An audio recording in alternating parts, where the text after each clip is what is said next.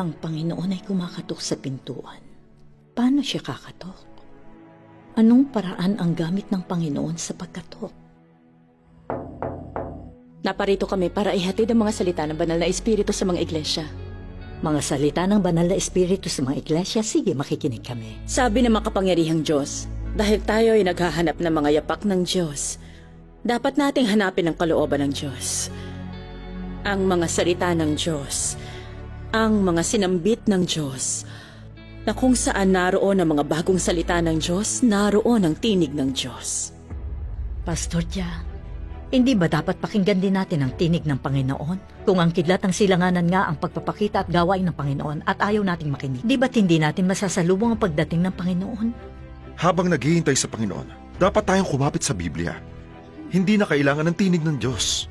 Sister Yang, kapag kumatok muli ang kidlat ng silanganan, anuman ang ginagawa niyo, huwag niyo na silang pagbuksan.